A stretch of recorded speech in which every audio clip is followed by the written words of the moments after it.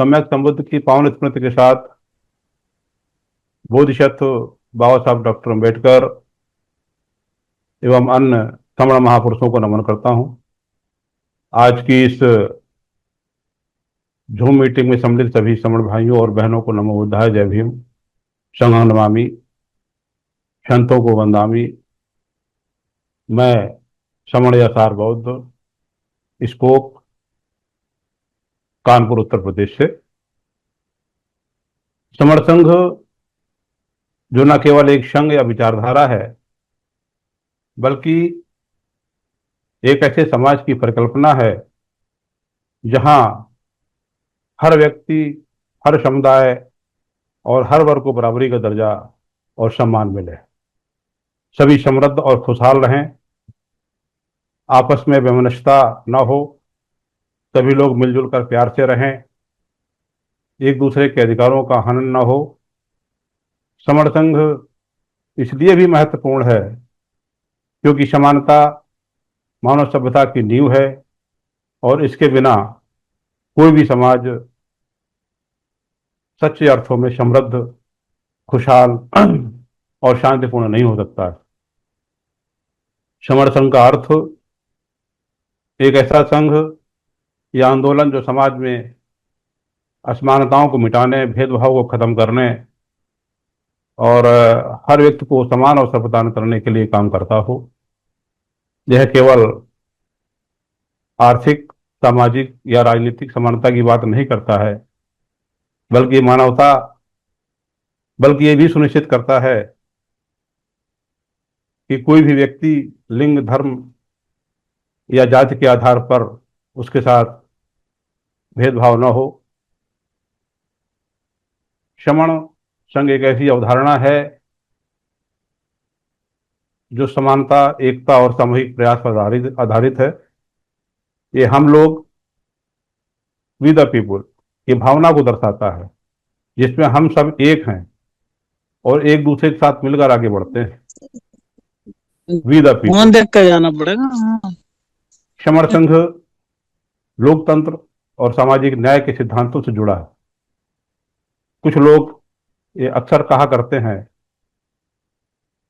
कि यह समण शब्द कहाँ से आ गया, मैंने तो इसको पढ़ा ही नहीं और न ही कहीं सुना है।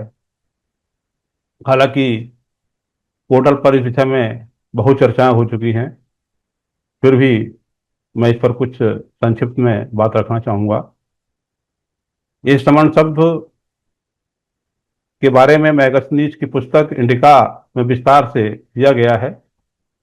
साथ ही बुद्ध बाबा साहब डॉक्टर अम्बेडकर द्वारा लिखित द बुद्धा एंड हिज धम्मा में भी मिलता है। बौद्ध साहित्य में भी अनेक जगहों पर समणों के बारे में लिखा गया है।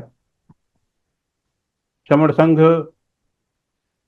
केवल समणों तक सीमित है, यानी समण संघ में केवल समण ही आ सकते हैं, गैर समण अर्थात वमणों का कोई स्थान नहीं है।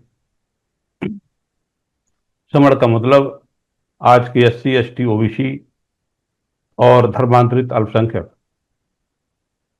समण संघ में सदस्यता स्वतः उस व्यक्ति को प्राप्त हो जाती है जो समण है। जब कोई बच्चा समण परिवार में पैदा होता है तो वह बच्चा पैदा होते ही समण संघ का सदस्य हो जाता है। हमारे समण महापुरुषों ने हमेशा वंचित समुदायों या समणों के अधिकारों के लिए जीवन भर लड़ाई लड़ी।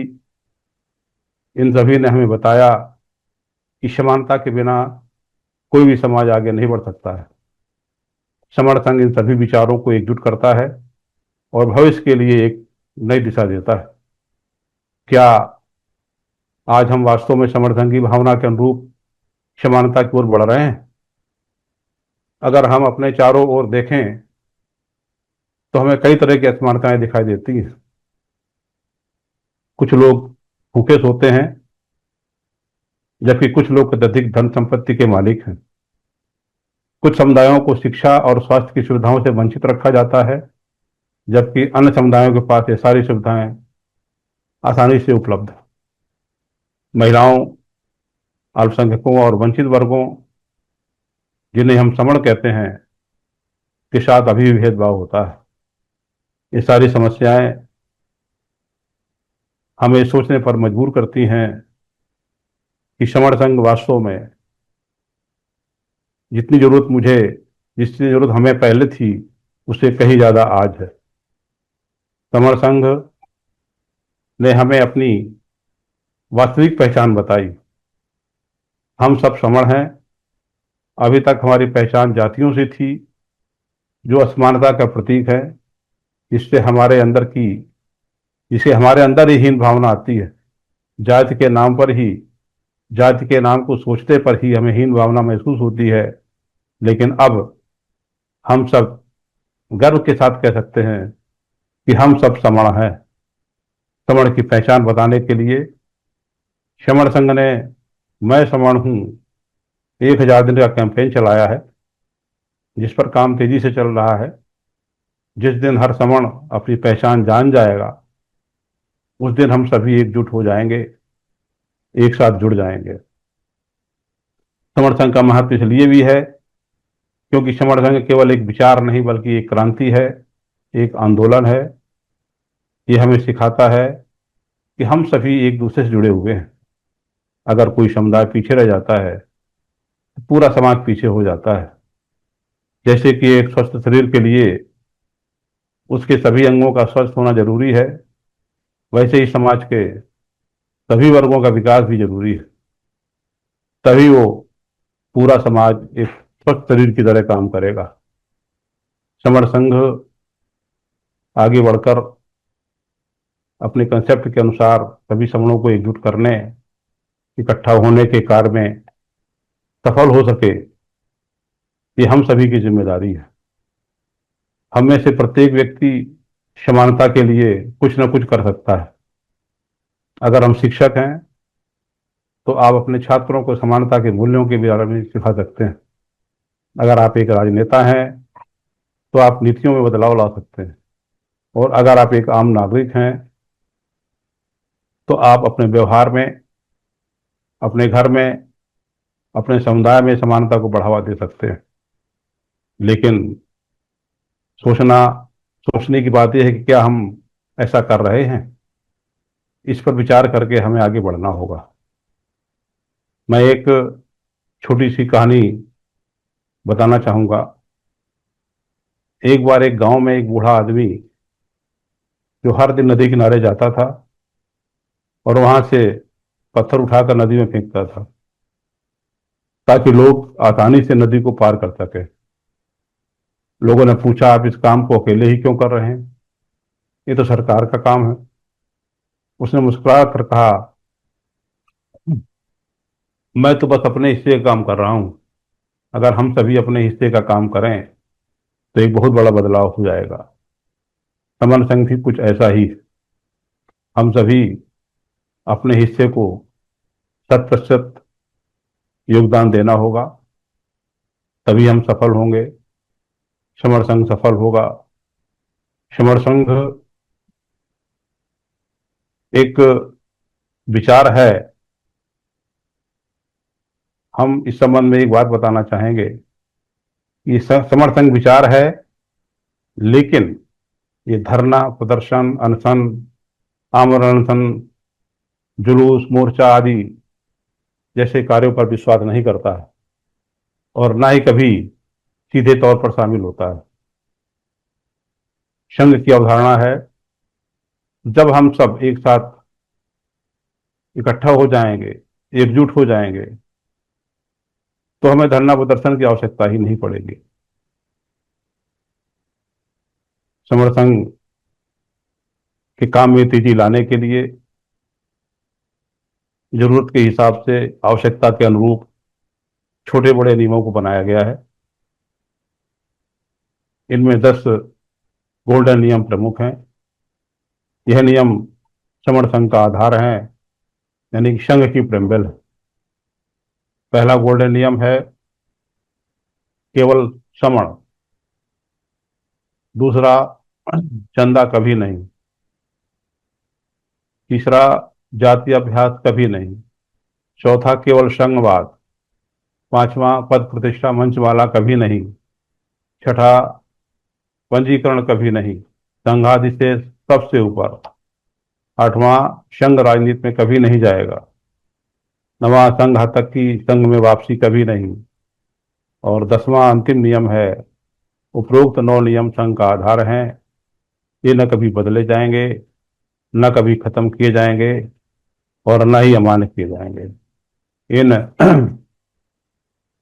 10 गोल्डन रूल्स के बारे में प्रतिदिन एक गोल्डन रूल्स के बारे में विस्तार से बताया जाता है, तो मैं समझता हूँ मुझे इस पर विस्तार से जाने की जरूरत नहीं है।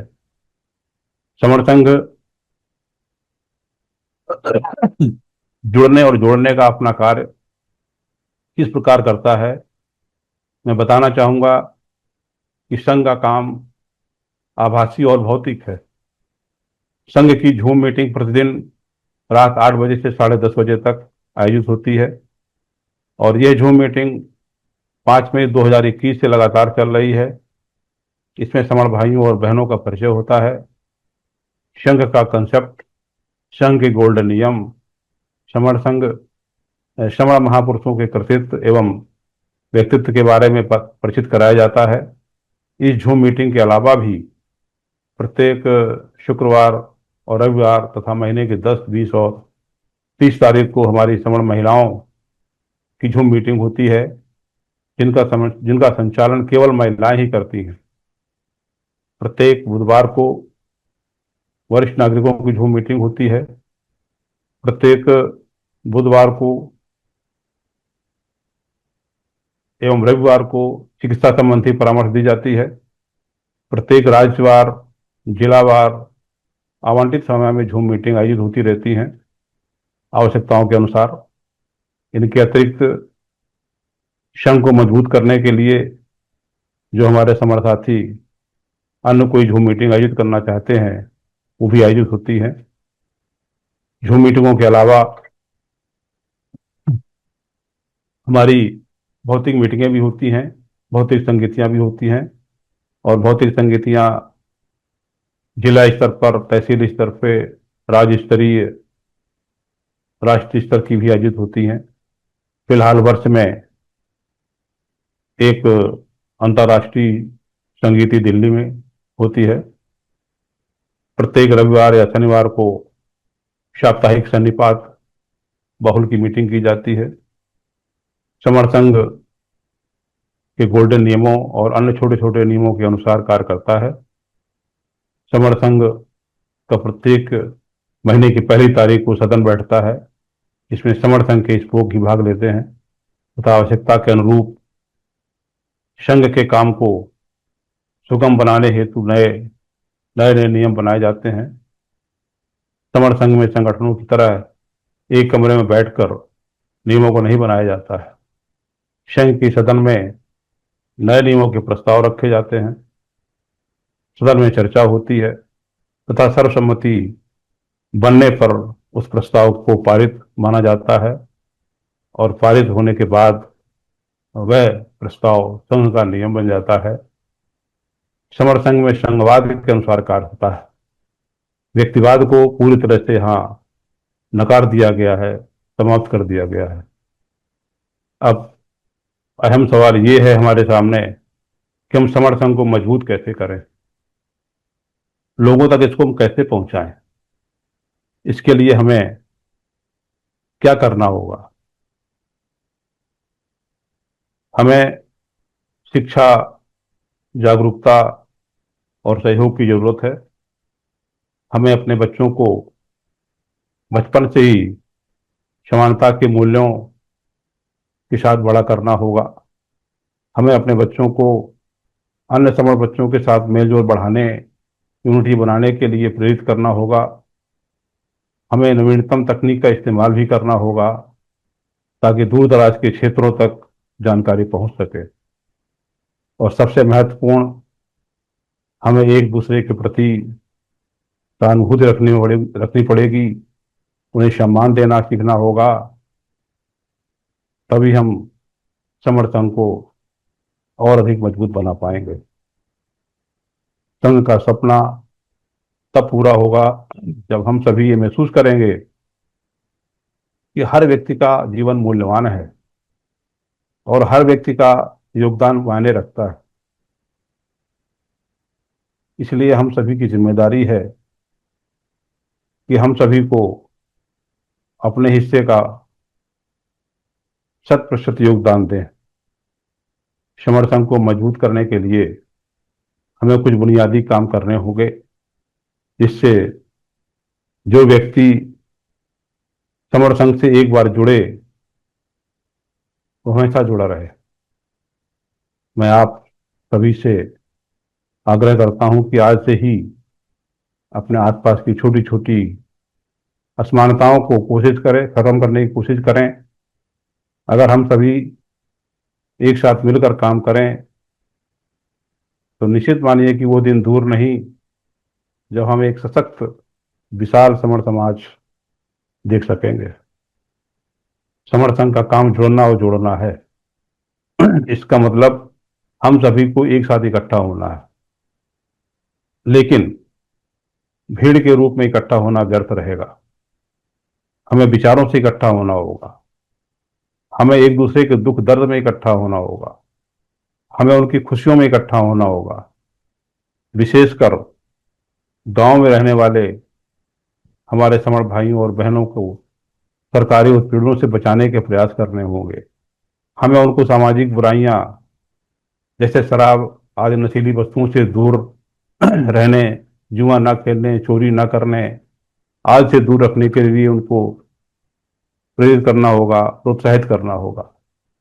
कुल मिलाकर के हम ये कह सकते हैं, उन्हें हम समर संघ से जोड़ने के लिए पहले हमें उनसे जुड़ना होगा, तभी वो हमारी बात को विश्वास करके समर संघ से जुड़ेंगे। आप सहमत होंगे कि बमनों का संघ जो हमारे बाद आया, वह संघ आज कितना सफल हो रहा है, क्योंकि वो हमारे सीधे साधे सरल स्वभाव के समर भाइयों और बहनों को जोड़ने का काम कर रहा है। कहीं ना कहीं वे लोग इसमें सफल भी हो रहे हैं। इसीलिए 12-13% होने के बाद भी राजनीतिक, सामाजिक और धार्मिक रूप से वो सफल हैं। हमें निश्चित रूप से उनसे लंबी लकीर खींचनी होगी।